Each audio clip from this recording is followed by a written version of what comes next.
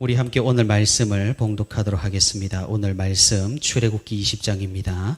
출애굽기 20장 12절과 그리고 에베소서 6장 1절에서 4절 말씀, 먼저 출애굽기 20장 12절부터 봉독하도록 하겠습니다. 제가 말씀을 봉독하도록 하겠습니다. 내 부모를 공경하라. 그리하면 내 하나님 여호와가 내게 준 땅에서 내 생명이 길리라. 아멘.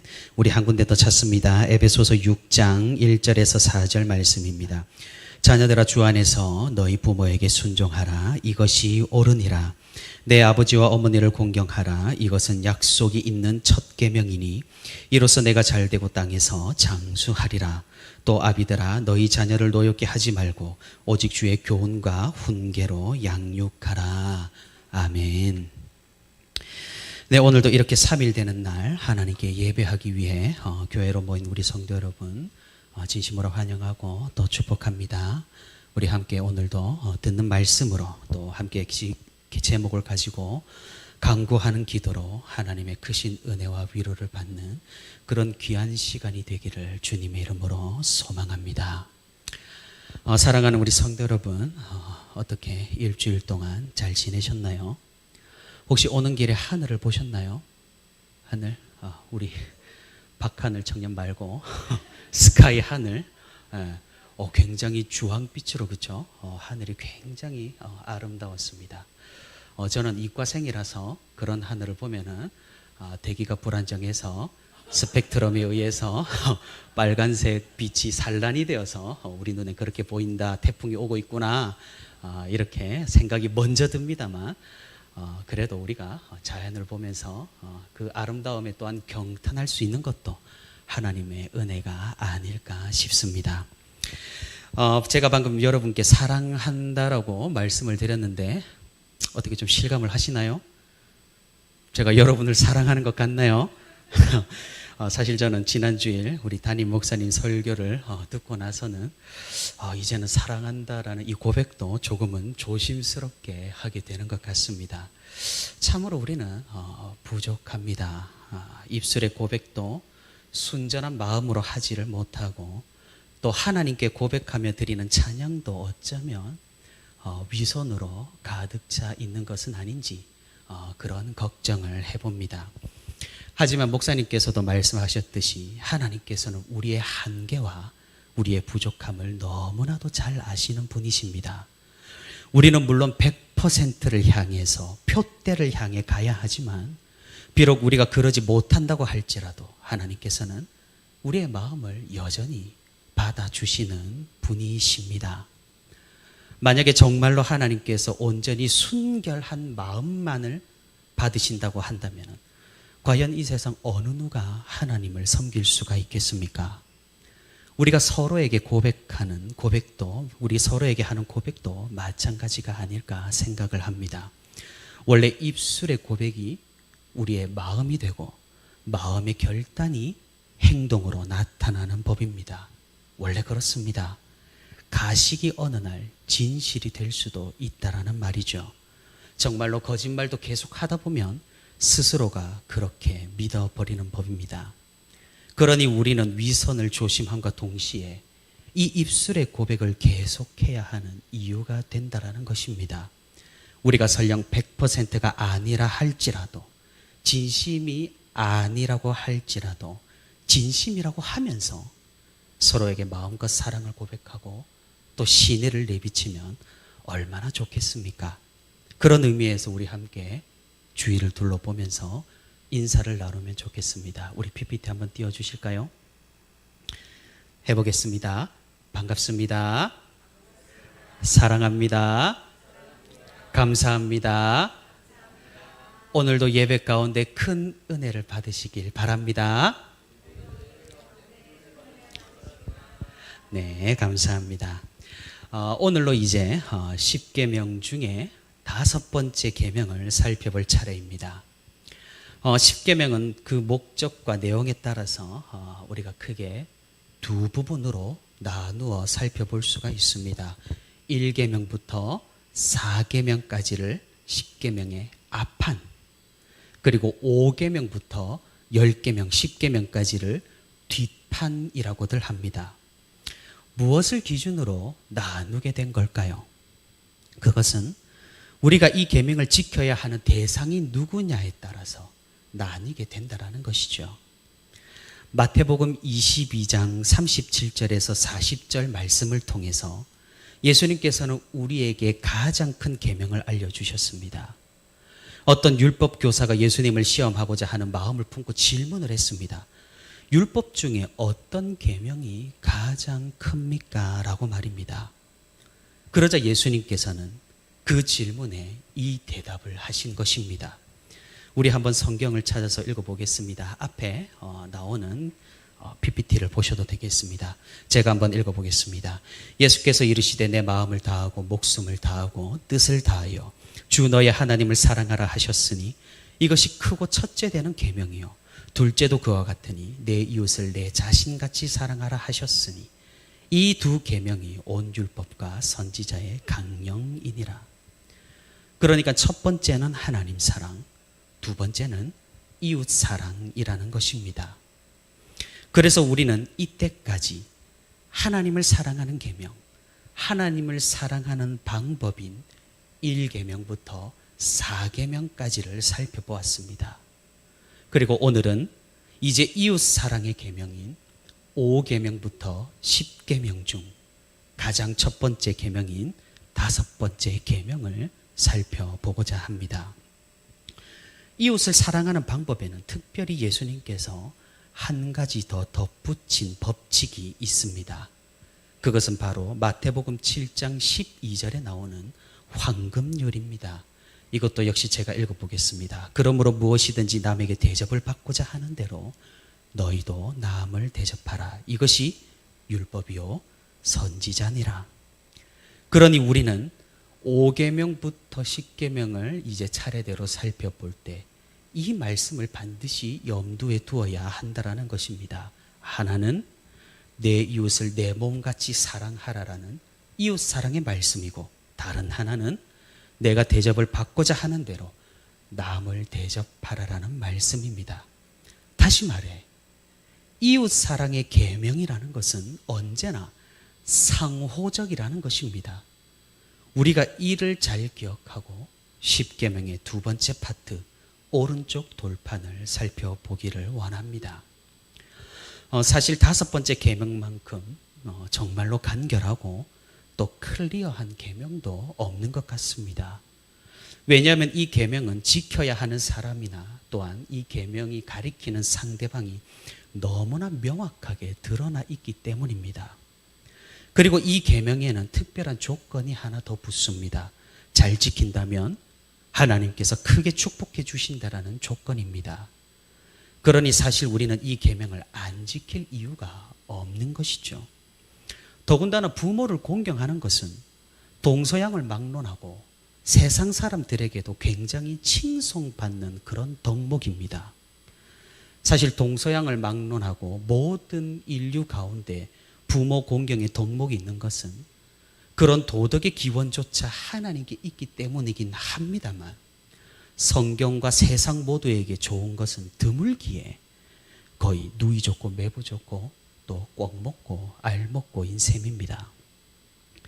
하나님께서는 이 계명을 통해 의도하신 바는 명확합니다.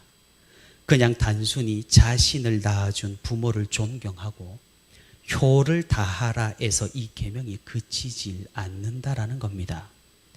우리는 이를 표면적으로만 생각할 게 아니라 영적인 의미도 심도 있게 관찰해야 합니다.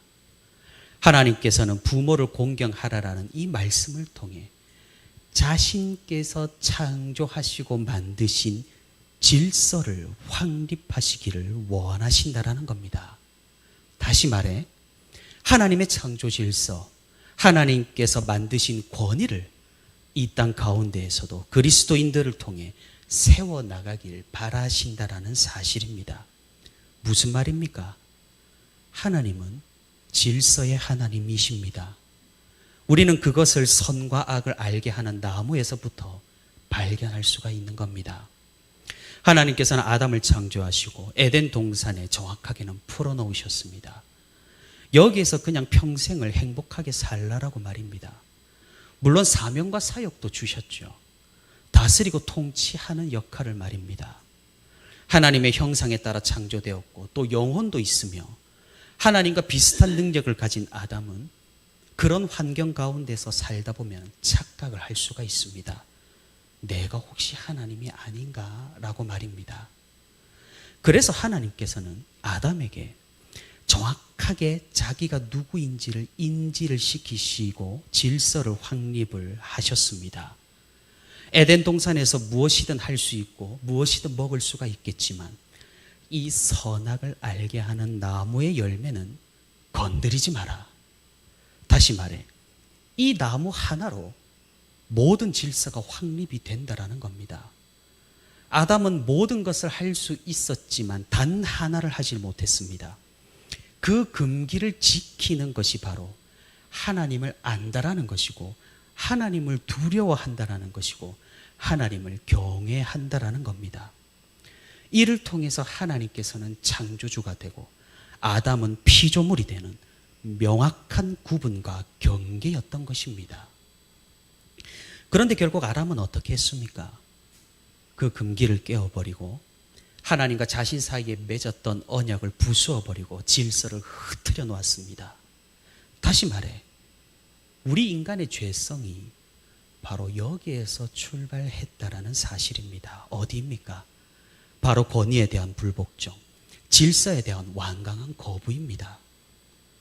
종교개혁자 존 칼빈은 이 5번째 계명을 설명하면서 이렇게 이야기를 합니다. 제가 읽어보겠습니다. 이 복종의 계명은 타락한 인류의 천품과 아주 강하게 맞부딪힌다. 인간의 천품은 높은 지위를 얻고자 하는 욕구에 부풀어 올라 있어 자기를 낮추어 복종시키는 것을 더없이 고통스러워한다. 사랑하는 성도 여러분, 정말로 맞는 말 아닙니까? 우리는 어느 일인지 기본적으로 권위를 거부합니다. 순종에 알러지가 있습니다. 일단 내 의견을 뱉어봐야 하고 내 주장이 관철되고 봐야 합니다. 그로 인해서 참으로 공동체 가운데 많은 문제들이 일어납니다. 그래서 하나님께서는 이 권위에 대한 순종을 사람들에게 명령하시기 위해서 조금은 부드러운 방법을 사용하셨습니다. 누구를 전면에 내세우셨습니까? 바로 부모님입니다. 만약 이 5번째 계명에서 부모님이 등장하지 않고 너희 교회 담임 목사님을 공경하라라고 5번째 계명을 주셨다면 어떤 일이 벌어졌을까요? 제가 상상하기로는 아마 세상 모든 교회들이 난리가 났을 겁니다. 서로를 사탄으로 규정하고 정죄하고 지금보다도 더 난리에 난리가 나도 이상할 것이 없어 보입니다. 그렇기에 하나님께서는 조금 애둘러서 윗자리에 있으면서도 본성상 가장 자애롭고 시샘은 가장 적게 받는 부모님을 예시로 우리에게 이 계명으로 주신 겁니다. 그래서 우리의 죄악된 본성, 순종에 대한 반발과 권위에 대한 거부를 살며시 감싸시면서 우리의 마음이 부드러워지고 꺾여서 낮은 곳으로 내려갈 수 있는 습성을 가지도록 지금 이렇게 의도하셨던 것입니다. 참으로 놀랍지 않습니까? 우리는 십계명이라고 한다면 하나님의 절대적이고 강압적인 명령이라고 의뢰 생각을 합니다. 하지만 하나님께서는 이런 계명에서조차도 우리의 연약함을 아시고 가장 이 계명을 잘 지키고 따를 수 있는 방편들을 마련하시고 의도하셨다라는 사실이 새삼 감동스럽다 이 말입니다. 그러니 다시 말해 하나님께서는 이 5번째 계명을 통해 우리에게 무엇을 말씀하고 계시는 건가요? 부모를 위시한 가정과 교회의 질서, 더 나아가 사회의 질서를 따르면서 인내하고 권위에 순종하며 하나님께서 만드신 창조 질서를 세워나가는데 그리스도인들이 힘을 내고 앞장서야 한다라고 말씀하고 계시는 것입니다. 그런데 우리가 언뜻 생각을 해봐도 참으로 마음에는 들지 않는 그런 하나님의 명령입니다. 왜냐하면 우리는 일단 지도자가 마음에 들지 않습니다. 이렇게 하면 될 텐데, 저렇게 하면 될 텐데, 각양각색의 사람들이 각양각색의 생각을 가지고 각양각색의 소리를 냅니다. 하나님은 그런 우리를 자제시키시고 인내하고 순종하여 하나님의 뜻을 이루라고 지금 말씀하고 계시는 것입니다. 우리는 하나님의 섭리와 주권을 고백하는 사람들입니다. 그런데 하나님의 섭리와 주권은 대체 무엇인가요? 무엇이 핵심인가요? 그것은 이 세상 삼라만상 우주의 모든 흐름이 하나님의 인도하심대로, 하나님의 뜻하신 대로 이루어진다라는 고백입니다. 다시 말해 우연이란 없고 행운은 없습니다. 불운도 없고 무작위도 없습니다. 모든 것은 하나님께서 허락하시고 확인하시고 컨펌을 해야만 이루어진다라는 고백입니다. 그러니 무엇입니까? 내 주위 사람, 내가 처한 환경, 나의 윗사람과 아랫사람 모두가 하나님의 작품이라는 말입니다. 그렇다면 부모를 공경하지 않고 윗사람이나 아랫사람을 인정하지 않고 존경과 존중하지 않는 것은 무엇이 된다라는 겁니까? 그것은 하나님의 주권을 부정하는 행위가 된다라는 겁니다. 그렇기에 우리는 신중해야 하고 실수에도 인내해야 하고 하나님의 분명한 뜻이 무엇인지 명확해질 때까지는 그 권위에 순종하고 순복하는 자세가 필요한 것입니다. 그럼 우리는 아무것도 묻지도 따지지도 않고 무조건 권위와 질서에 복종하고 예스맨이 되어야 하는 것일까요? 많은 사람들이 지금 시대의 권위가 추락하는 것에 대해서 큰 우려를 나타냅니다. 예전과는 다르게 사람들이 권위를 인정하지 않고 개인의 의견만 주장한다면서 하나님의 주권을 무시한다라는 듯이 이야기를 합니다. 하지만 이것은 사실과 조금은 다르다고 생각을 합니다. 주로 어버이 주일에 이런 류의 말씀이 한국교회 강단에서 굉장히 보수적으로 많이 울려 퍼지는 것을 들을 수가 있습니다. 제가 보기에 그런 조금은 기울어진 주장들이 아닌가, 조금은 성경을 오용하고 남용까지 하는 그런 행태가 아닌가 생각을 합니다. 왜냐하면 전통적인 권위가 사라지고 있다라는 위기론을 말하기에는 조금은 섣부르기 때문입니다. 사람들이 말하는 권위와 성경에서 말하는 권위에는 조금 차이가 있습니다. 사람들은 권위라고 한다라면 아무것도 묻지도 따지지도 않고 그냥 복종하는 것을 권위라고 주로 생각을 합니다. 하지만 하나님께서는 그런 것을 권위라고 말씀하신 적이 없습니다. 오히려 하나님께서는 우리에게 설명해 주시고 우리를 이해시키시고 그분의 그 크신 뜻과 섭리를 펼치실 때도 우리가 최대한 이해할 수 있는 것까지 이해시키려고 하셨다라는 사실입니다. 하나님께는 당연히 복종해야 하겠지만 하나님은 그럼에도 오히려 순종을 말씀하시면서 우리를 설득하시고 우리에게 찾아오셨다라는 사실입니다. 이 땅에 오신 예수 그리스도께서 가장 큰 그 증거이지 않습니까? 그런데 우리가 말하는 권위는 거의 복종에 가깝고 잘못된 일도 눈 감고 따르는 그런 것을 주로 생각한다라는 말입니다. 제가 아까 말씀드렸습니다. 이 5번째 계명부터는 상호작용이라고 말입니다. 하나님의 질서는 한 방향이나 일방통행이 아니라는 사실입니다.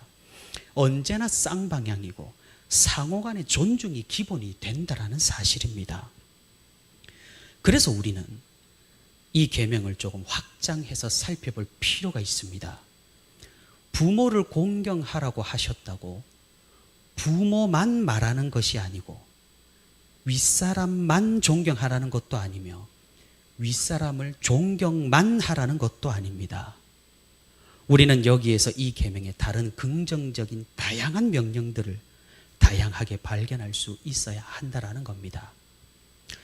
웨스트민스터 대요리스 문답에서는 이 계명에 대해서 여러 가지 카테고리를 제시합니다. 먼저 126문에서 이 5번째 계명의 범위를 알려주는데 제가 한번 읽어보겠습니다. 제5계명의 일반적인 범위는 아랫사람, 윗사람, 혹은 동등한 자들로 상호 관계에 있어서 우리가 서로 지고 있는 의문을 행하는 것이라고 지금 말하고 있습니다.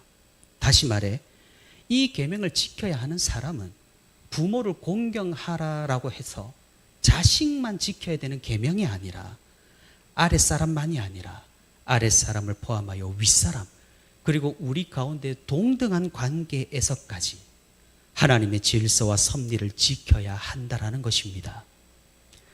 이런 상호관계는 사도 바울의 서신에서도 우리가 잘 살펴볼 수 있습니다.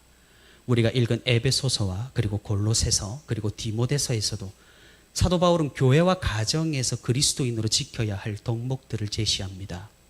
그 중에 특별히 부모와 자녀의 관계, 종과 상전의 관계 등 관계에 대해서 말씀을 하는데 이것도 일방적이지 않다라는 겁니다. 에베소서 5장 21절에 이렇게 시작을 합니다. 그리스도를 경외함으로 피차 복종하라. 그러고는 아내와 남편, 부모와 자녀, 종과 상전에 대해서 덕목을 말합니다. 그중 부모와 자녀의 관계에 있어서 오늘 우리가 읽은 말씀에서와 같이 자녀들은 부모에게 순종하고 부모는 자녀를 노엽게 하지 말라라고 하는 것이죠. 넘겨주실까요? 위에 밑줄 친 단락을 보면 자녀들아 주 안에서 너희 부모에게 순종하라. 그리고 밑에 가서는요. 아비들아 너희 자녀를 노엽게 하지 말고 이렇게 상호적이라는 것을 우리가 살펴볼 수가 있다라는 겁니다. 골로새서도 마찬가지고 디모데서에서도 이런 관계들에 대해서는 상호 존중을 기본 덕목으로 하고 있다라는 겁니다. 이런 관계 중에 가장 먼저는 윗사람에 대한 아랫사람의 자세입니다.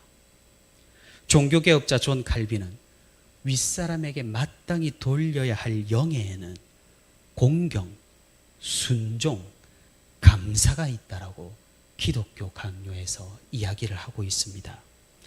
하나님께서 우리에게 지도자를 주셨고 우리에게 윗사람이 있다라는 것은 우리가 그에게 마땅히 공경과 순종과 감사를 돌려야 한다라고 말하는 겁니다. 그러면서 칼빈은 조금은 무서운 이야기를 들려줍니다.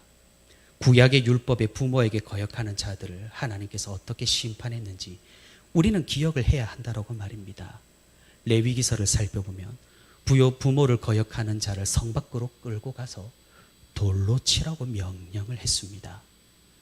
신약 이후로 이런 율법이 그대로 적용이 되지는 않겠지만 하나님께서는 질서를 어기는 것을 꽤 심각한 죄악으로 받아들인다라는 사실을 우리는 기억을 해야 한다라는 것이죠.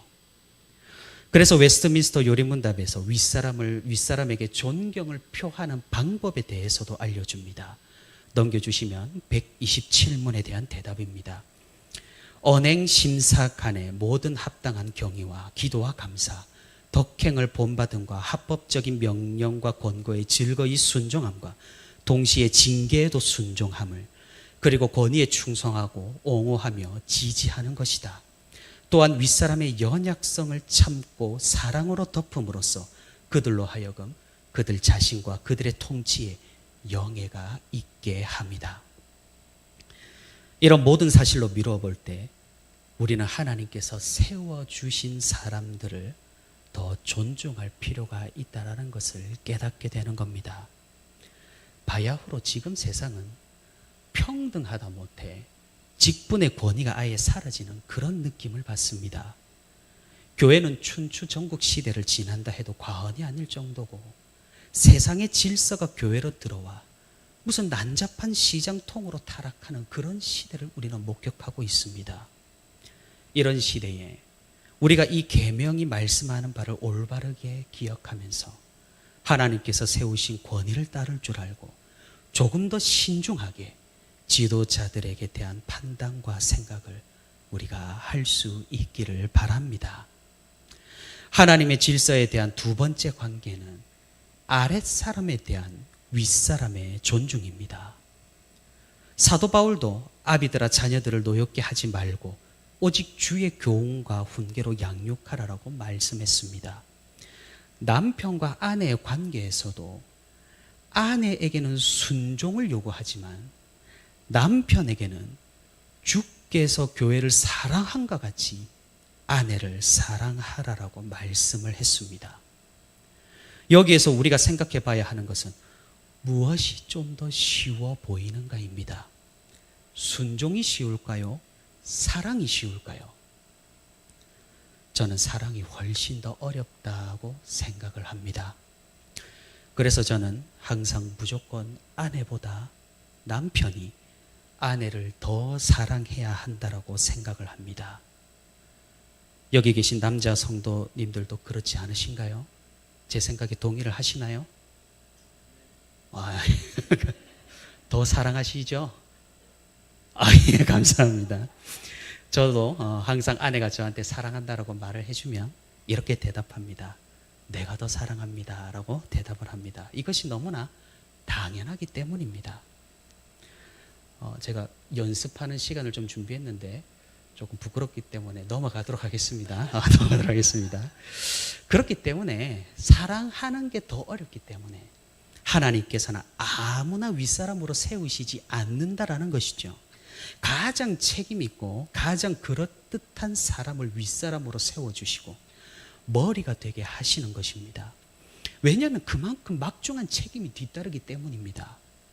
만일 윗사람 중에 책임을 회피하고 자신이 맡은 바를 다하지 않고 책임을 미룬다면 그것은 사랑함이 아니고 주의 교훈과 훈계로 양육하라라는 명령을 어긴 셈이 되어버리니까 말입니다. 그러니 이 계명은 윗사람에게 존경도 중요하지만 아랫사람을 존중하고 책임을 지는 것 또한 중요하게 똑같이 명령하고 있다는 사실입니다. 그래서 웨스트민스터 요리문답에서도 아랫사람들에 대해 윗사람에게 요구하는 것이 무엇인지 129문에 자세하게 기술이 되어 있습니다. 제가 한번 읽어보겠습니다. 하나님께 받은 그 권세대로 아랫사람들을 사랑하고 위에서 기도하고 축복하며 가르치고 권고하고 훈계하며 잘하는 자들은 격려하고 칭찬하고 포상하고 잘못하는 자들은 바로잡고 책망하고 징벌해야 한다. 또한 영육간에 필요한 모든 것을 그들을 위해 공급하고 예비하며 정중하고 지혜롭고 거룩하고 모범적인 행위로 하나님께 영광을 돌리고 자신에게 영예가 있게 하여 하나님께서 주신 권위를 보존해야 한다. 윗사람이 가지는 책임이 굉장히 무겁습니다. 계속해서 요리문답은 윗사람들이 지을 수 있는 죄악에 대해서 130문에서 이렇게 정리를 하고 있습니다. 의무를 소홀히 하거나 자신의 명예, 평안함, 유익 또는 쾌락을 과도하게 추구하는 것, 불법하거나 아랫사람들의 능력에 지나치는 일을 하라고 명령하는 것, 악한 일을 권하고 격려하거나 찬성하고 선한 일을 못하게 말리고 낙심시키거나 반대함이며 부당하게 징계하거나 잘못된 길로 빠지게 하거나 내버려 둡니다.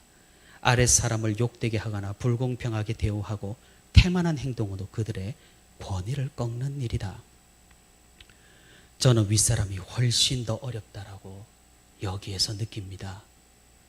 그렇기에 하나님께서는 이렇게 어려운 자리이니만큼 우리 중 가장 될 법한 사람을 지도자로 세워주신 겁니다. 사실 저도 우리 교회에서 말씀의 지도자로 이 자리에 서 있지만 마음이 굉장히 무겁습니다. 저의 모습이 이런 모습으로 비추어지지는 않을런지, 우리 청년들을 대할 때 이런 모습을 보이는 것은 아닐지 두려운 마음이 생깁니다. 그저 저는 긍휼을 바랄 뿐입니다. 부족한 사람을 주님의 종으로 세워주셨으니 저로 인해 실족하는 성도가 있지 않게 기도할 뿐입니다. 사랑하는 성도 여러분, 저를 위해서 불쌍히 여겨주시고 또 기도도 많이 해주시기를 부탁을 드립니다. 마지막으로 다루는 이 10계명에서 5계명이 마지막으로 다루는 관계는 우리의 관계는 상하 관계만 있는 것이 아니라 동등한 관계도 있죠. 동등한 관계에 대해서 다룹니다. 나이나 직분이나 지위에서 동등한 관계가 있습니다. 사실 상하 관계는 오히려 적응하기가 수월합니다. 그 역할이 정해져 있기 때문입니다. 하지만 동등한 관계는 어려울 때가 더 많습니다. 사람이 셋만 모여도 리드하는 사람이 생긴다라고 합니다. 당연히 동등한 입장에서 지도를 하고 지도를 받는 상황이 오면 불쾌한 감정은 더 커지기 마련입니다. 그래서 하나님께서는 이런 동등한 관계에서도 질서를 기억하고 성경적 원리에 따라 상호 존중하라라고 말씀하시는 것입니다. 그래서 요리문답 131문에서 이 동등한 관계에 대해서 가지는 의무에 대해서 이야기합니다. 읽어보겠습니다. 동등한 자들의 의무는 피차 존엄과 가치를 존중하여 서로 경의를 표하며 피차 받은 바 은사 및 진급을 자기 자신의 것처럼 기뻐하는 것이다. 역시나 쉽지가 않은 말씀입니다. 사촌도 가족도 논을 사면 집을 사면 배가 아픈 법인데 동등한 사람, 친구가 잘 되는 것을 자기 자신의 것처럼 기뻐하라라는 말씀이니까 그렇습니다. 그래서 요리문답 132문은 계속해서 동등한 자들끼리 짓는 죄악이 무엇인지를 우리에게 알려줍니다. 읽어보겠습니다. 피차의 가치를 과소평가하고 피차의 은사를 질투하고 피차의 높아짐이나 번영함을 기뻐하지 않고 다른 사람보다 높아지려고 횡포를 부리는 것이다. 한마디로 시기 질투입니다. 이런 동등한 관계에서의 시기 질투는 그냥 단순한 죄악이 아니라 하나님의 창조 질서를 깨트리고 파괴하는, 관계를 파괴하는 그런 무서운 죄악이라는 것을 요리문답에서는 알려주고 있는 겁니다. 사랑하는 성도 여러분, 우리는 이렇게 세 가지 카테고리로 하나님께서 5번째로 명령하신 계명에 대해서 자세히 살펴보았습니다. 그런데 우리가 알다시피 이 계명을 지키기란 결코 쉬운 일이 아닙니다. 왜냐하면 우리의 죄성은 기본적으로 이 계명을 어기려고 하고 또한 이 계명을 어김으로 우리는 손쉽게 쾌락을 얻을 수가 있기 때문입니다. 그것은 남을 깎아내리면서 자신이 높아지는 아주 잘못된 욕망입니다. 그렇기에 하나님께서는 우리를 불쌍히 여기셔서 이 계명에 대해서 특별한 조건을 붙여주셨습니다. 우리가 이 계명을 더욱 잘 지킬 수 있도록 은혜를 베푸신 것입니다. 그래서 이 계명에는 특별한 점이 있습니다. 이 계명을 지킨다면, 그리하면 하나님 여호와가 내게 준 땅에서 내 생명이 길리라라고 말씀을 하셨습니다. 사도 바울도 이 계명을 특별하게 보았습니다. 에베소서 6장 2절을 보시면 이것은 약속이 있는 첫 계명이니라고 5번째 계명을 언급합니다. 1계명에서 4계명까지에서도 약속은 등장을 합니다. 그런데 왜 사도 바울은 5계명에서 약속이 등장하는 첫 번째 계명이라고 이야기를 했을까요? 여기에 대해서 칼빈이 말하기를 10계명의 앞판은 하나님의 사랑에 대해서 말하는 것이므로 모든 율법과 계명에 미치는 것이기에 실제적인 약속이 등장하는 첫 번째 계명이 이 5번째 계명이라는 것입니다. 그러니 이 5번째 계명을 지키는 것은 하나님의 축복을 보장받는 확실한 약속이라고 우리가 생각할 수가 있는 것입니다. 실제로 구약의 성도들은 이 계명을 잘 지킴으로써 하나님의 축복을 받았습니다.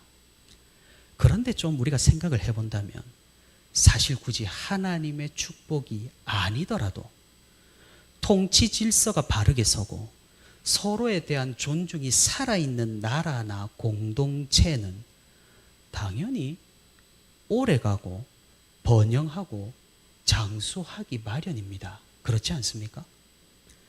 이미 하나님의 축복은 이 계명을 지키는 순간부터 이루어지기 시작한다라는 것입니다. 이제는 우리가 구약 시대를 지나서 신약 시대를 건너왔습니다. 우리는 이 약속을 이제 액면 그대로 받아들여서는 곤란합니다. 왜냐하면 구약의 약속은 그리스도께서 오심으로 영원의 관점으로 바뀌었기 때문입니다. 그러니 정말로 부모를 공경하는 사람이 일찍 죽었다고 해서 이 약속을 믿지 못할 것으로 생각해서는 곤란하다라는 그 말입니다. 다시 말해 하나님께서 세우신 질서를 지키고 교회 안에서 서로를 이해하고 맡은 역할에 충실하며 서로 인내하고 서로를 위한다면 우리는 너무나 당연하게도 모든 땅에서 번영하는 영원한 삶을 보장받게 된다라는 겁니다. 하나님의 질서가 살아있는 그런 공동체와 교회는 천국을 맛보여 주는 것으로 우리는 현세에서도 그 영혼의 기쁨을 맛보게 된다라는 겁니다. 그러니 우리의 생이 끝난다라고 할지라도 우리는 계속해서 살아있을 때 천국을 맛본 그곳으로 옮겨가서 천국에 있게 되는 축복을 누리는 것이므로 우리는 이 약속을 성취하는 것이고 우리는 번영하고 장수를 누리는 셈이 되는 것이죠. 하지만 우리가 간과하지 말아야 할 사실이 있습니다. 우리가 이런 축복을 받자고 막무가내로 계명을 지키면 곤란하다라는 겁니다. 이 계명을 지키면 또 순종하면 범위가 있습니다. 그것은 주 안에서입니다. 우리는 계명을 해석할 때 전체 계명과 잘 조화로운지를 고려해야 한다라고 말씀을 드렸습니다. 우리가 나라의 위정자들을 위해 기도하고 그들을 격려하고 인내하라라고 하나님께서 우리에게 말씀하셨을 때는 그들의 부족함과 실수에 대해서 용납하라라는 말이지 무조건 잘못된 것도 따르라는 말이 아니라는 것이죠. 마냥 그들을 따르는 것이 하나님의 뜻이었다면 로마 가톨릭에 대항하여 종교개혁이 일어난 것은 이 5번째 계명을 어긴 것이 되는 걸까요? 그러니 사도 바울은 분명하게 이 계명의 범위를 정해주고 있습니다. 자녀들아, 주 안에서 너희 부모에게 순종하라. 이것이 옳으니라. 모든 순종은 하나님의 말씀 안에서 이루어지는 것입니다. 다른 모든 계명의 어김이 없는 권위에 우리는 순복하고 순종하는 것입니다. 그렇기에 종교개혁은 정당성이 있고 또 교회에서 말씀을 가지고 징계하고 치리하는 것도 정당함이 있다라는 것입니다. 사랑하는 성도 여러분, 사람은 완벽할 수가 없습니다. 그것은 윗사람도 마찬가지고 아랫사람도 마찬가지고 동등한 관계에서도 마찬가지입니다. 그러면 우리는 어찌해야 하겠습니까? 역시나입니다. 서로를 긍휼히 여기고 서로를 불쌍히 여기고 서로를 인내해야 합니다. 그것밖에는 길이 없습니다. 그렇지 않으면 우리는 눈에 있는 대들보를 보지 못하고 다른 눈에 있는 티끌을 나무라는 사람이 되는 것이고 또 위선과 모순이 가득한 바리새인밖에 되지 못하는 것입니다.